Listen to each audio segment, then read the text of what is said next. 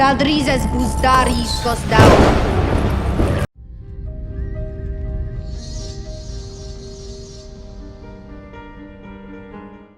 What's up? The first comment comes from a user named Preston Powers, and he or she or they says, Season 2 in 2024? Question mark? Yes, typically with the latter seasons of Game of Thrones, and that's kind of what we're basing a lot of this stuff off of, right? Mainly reason being is because the last couple of seasons of Game of Thrones have a lot of CGI. They had a lot of White Walkers, an insane amount of dragons, and then also battles.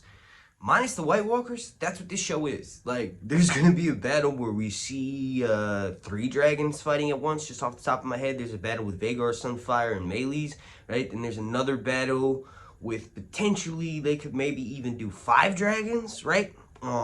People are getting on me about spoilers, but if you read the description, spoiler warning in every single one of them, right? So I'll give you the grace period for this intro part of the video, but just be aware, there's going to be spoilers in every single video I make. So if you subscribe and you haven't read Fire and Blood, or you don't want to know anything about House of the Dragon, like what's going to happen, you should probably consider, you know, maybe just checking out channels from YouTubers or just people who haven't read the books, because it's impossible to separate the two of those. And I mention them, you know, frequently throughout the video. Before I jump into the rest of the questions, please do me a massive favor and slap a like on this video. Like goal is going to be 420, and then also make sure you subscribe and have your notifications turned all the way on, locked to an 11, so that way you'll get notified every single time I drop a video throughout the wait for House of the Dragon Season 1, or as it's known on this channel, DAERON. Okay, and to now actually answer your question, they started filming House of the Dragon in April 2021. And like I was saying, I base my timeline for how long seasons take off of the later seasons of Game of Thrones, because House of the Dragon is similar in the aspect of amount of CGI that it takes, right? Bunch of dragon battles, not necessarily White Walkers, but just battles in general too, and that takes CGI. So House of the Dragon started filming in April of 2021, and you know, the show came out in pretty much August of 2022. So they weren't filming that whole time. They finished filming in February. So the post-production, the CGI, and all that stuff took time from February until, well, let's see, you know, about seven months later, the show came out, right? So mind you, we got our first actual like teaser, right? The teaser trailer, the very first one came out in October of 2021. So if you base that from when they started filming in April, it only took them, you know, 6 months or so to give us some sort of footage. So mind you, will take until 2024 for sure at the earliest, unless they've been secretly filming, right? There's rumors they won't start filming until March. I don't think so. That's a lie. I think that's just to keep us off their case. I'm pretty sure they're going to start filming right away. Probably give the actors a solid like Christmas break and then start up, right? The start of the next year is my guess. I'm pretty sure Kondo already has the outline for season 2, but he's probably finishing up writing it right now, the next couple of months, right? So we may have our first glimpse of season 2 House of the Dragon next summer, right? But don't worry, all that's besides the point, because you'll be entertained and the year will fly by if you just subscribe, if you enjoy my content. Subscribe to me here on YouTube. I upload multiple times a week, and I will be covering everything from leaked images, leaked video footages of what happens, and also, you know, giving you the lore for what to expect for season 2 House of the Dragon. The next comment comes from a user named Ali Morton, and he or she or they says, oh please, dude is a rapist because he wanted to be. Now that is a very simplistic like sort of summarization of Aegon II and why he is the way he is, right? That's actually very dangerous. Now mind you, we're all allowed to have our own opinions, but you got to realize surface level stuff like that is dangerous because, well, like you'll make yourself look like a fool. That's what I mean when I say dangerous. It's not like you'll be, you know, you'll get in trouble for having these wrong opinions. No, but you gotta look at it deeper than that. We've seen Aegon II since he was a little baby, all right?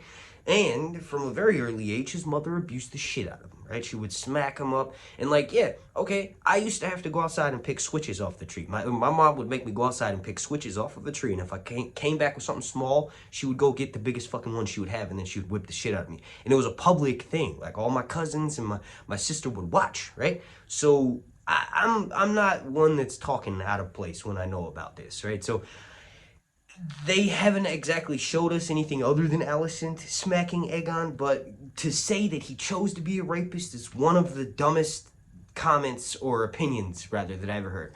Mind you, thank you for watching, Alan Morton. And I'm not saying that you're stupid. I'm just saying that comment was very just silly. No one chooses to be the worst type of person. Usually, 99.9% of the time, all humans are a product of their environment. Everybody starts out as innocent babies, and then whatever their life throws at them turns them into who the person they are. This is exactly what we're seeing with Aegon II. What years of abuse does to a person. Makes them want to abuse other people. Now to make it a little bit more lighthearted, the next comment comes from a user named Brian Thrasher. He or she or they says, "Hey, you got your 100K.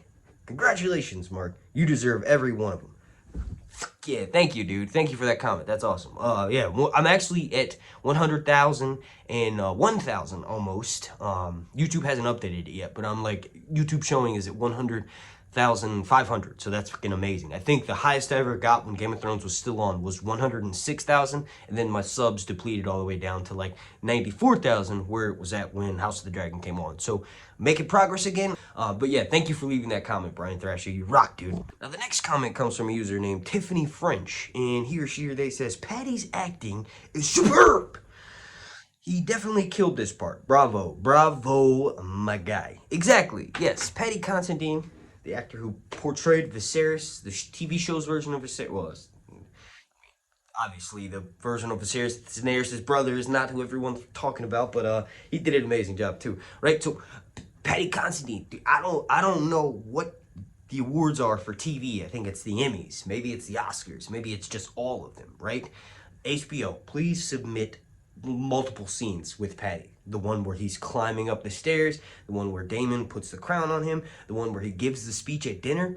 Any one of those could definitely win an award, and they deserve to. And I think HBO has to nominate their shows or their scenes for those types of awards. So HBO, please do that. Paddy Considine deserves all types of recognition. The man is a genius. He brought a light to this character that just didn't exist before, and very few adaptations have stuff like that. So usually the best type of adaptation is when you just stick to the source material and then translate that to the screen. Obviously there's going to be some stuff that's lost to screen, but when you stay true to the character, that's when you have, you know, the best sort of results. But this is completely different. He stayed true to the character, but then added so much more, like Ryan Condal and Miguel Sapochnik, everybody who wrote, and obviously Paddy Considine, everybody who made this character, the TV version of who he is, deserves all types of accolades and awards, man. Like, I've never felt that way watching someone on screen, that strong of a presence, very few times before, so that was amazing. Paddy Considine, you fucking rock, dude. Now this next comment, this one's pretty funny. It's from a user named Darren Frazier, and thank you for commenting and watching my videos. And he or she or they says, "Hey bro,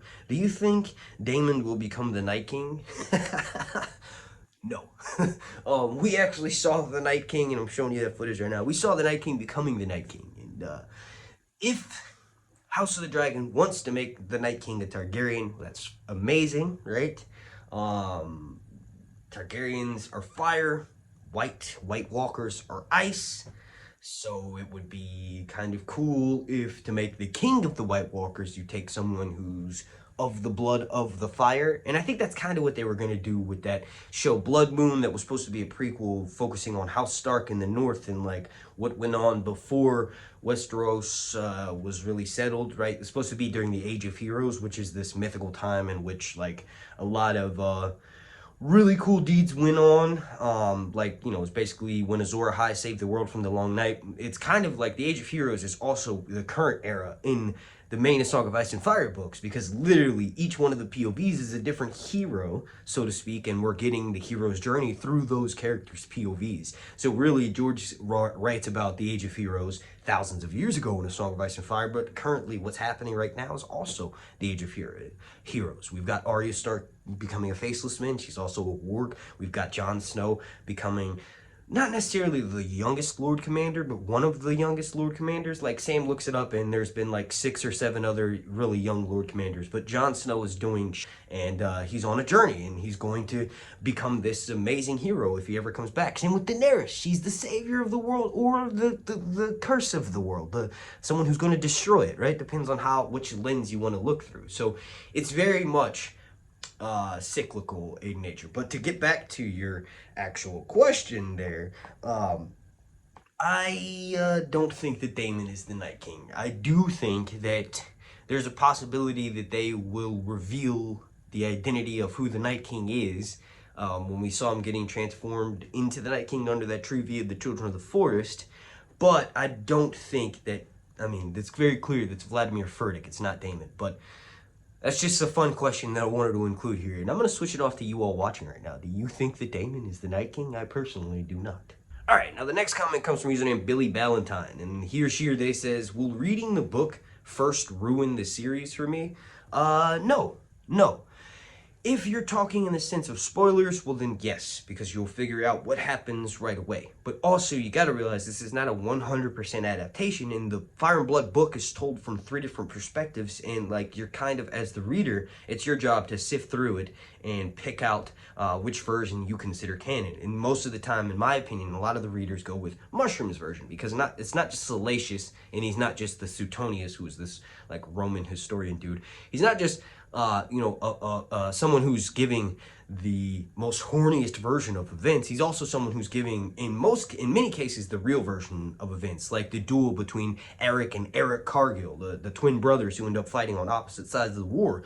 According to Mushroom's version, they kill each other, but before they do that, they die in each other's arms. They curse each other as traitors, and then like they sort of forgive each other in the last seconds of life that they have, right? So in my opinion, Mushroom's version of that event is the truest version, right? And then you also have his version of events with Aegon II, and you basically hear that he's raping handmaidens, and then he's also like fighting, watching kids fight in a pit, and he's getting off on that, and that's very much what we see is happening in the episode 9 trailers. So when you read the books, no, it doesn't necessarily ruin the story, but it gives you this broadened perspective of like what to expect, and like kind of like just more in-depthness with the show, because when you see certain scenes like Daemon and Rhaenyra speaking in High Valyrian, and Daemon gives Rhaenyra the necklace that's Valyrian steel, and he tells her, hey, now we each have our own piece of our history. When you read Fire and Blood, you realize, oh crap, the Doom of Valyria happened. The jewelry that Daemon gives her in the TV show is not necessarily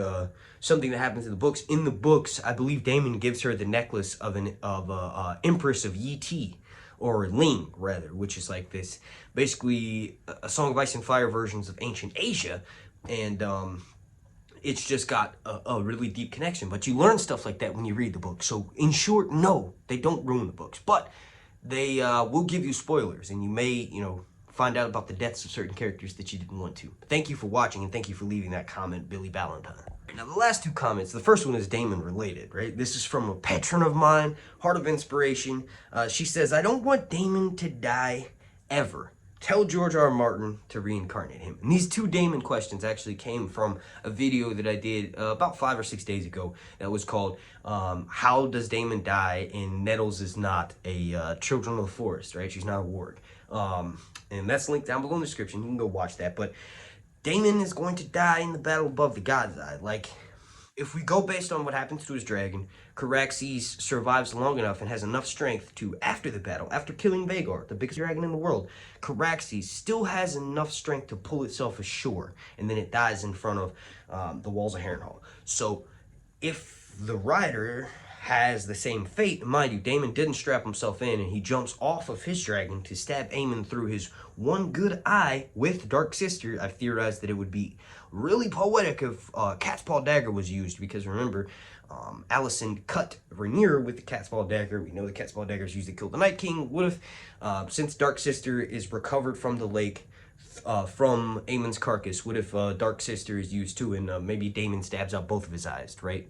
One with the Cat's Paw, one with the Dark Sister. But anyway, what if Daemon drifted along the lake, was picked up by Nettles and Sheepstealer, taken to the God's Eye, healed at the God's Eye, and maybe a deal is struck with him, whereas like you stay out of the politics and we'll allow you to live here and live out the rest of your days in peace with Nettles or something, right? Because that's kind of what happens to the Gravedigger and the Hound. So after Arya leaves him to die, basically, Maester finds him, heals him, and they do all these crazy things, and they tell him, yo, you weren't supposed to survive. We find that out on the TV show, because technically the Gravedigger has not been confirmed as Sandor Clegane in the books, but we find out on the TV show that as soon as Arya left him to die, there was a Maester there, and he shouldn't have lived. So he he lived because he was chosen for a greater purpose, and that was to kill his brother in Clegane Bowl in King's Landing. It was actually to fight the Long Night, to help the Starks become one of Jon Snow's companions, because Jon Snow was Azor Ahai in that story, Jon Snow and Daenerys, right? Become one of their companions to help fight the Long Night. That's what Sandor was chosen to live longer for. So if something like that happens with Daemon, that's where people were saying, hey, maybe Daemon could be the Night King, or maybe Daemon could be Bloodraven, and like my Patreon user, the Heart of Inspiration, says Daemon should be reincarnated, should come back, right? All of that's possible. I just want to see, we'll know more about that mystical element of the show as more seasons progress, because we kind of do have some more magic and some stuff like that added to this TV show, but they haven't really gone in depth to really show us how much of the canon they're going to explore from A World of Ice and Fire and from the main books. So it'll be interesting to see. You all let me know what you think down below in the comment section. Do you think what I just said will happen to Daemon, where a deal is struck and that he has to remove himself from the Game of Thrones and live this greater purpose of like just, or not live a greater purpose, but basically just allowed to live in peace with Nettles? And I don't know. You all let me know down below in the comment section. Alright, and then the last comment I want to address from this video is from a user named Gina Lola, and they are also a patron of mine and a channel member as well. Thank you for your support. And he or she today says, Zeldrizas pusdari exos daor. So that's a good point to wrap this video up. I want to thank you all so much for watching. If you enjoy this kind of stuff, leave me a comment down below and it may get chosen to be in the next Q&A that I do. I'll admit I need to do these more frequently. I was doing them every week, but I kind of slacked off a bit. Not necessarily in video uploads, but in this type of video. So please slap a like on it. Like goal's gonna be 420. Also, make sure you subscribe if you enjoy my stuff and you have guaranteed content throughout the long night or the wait for season 2, Winds of Winter, and any other Song of Ice and Fire show that may be potentially coming out. Hopefully they give us some news about the Jon Snow show in December when they have that convention for Game of Thrones. Thank you for watching.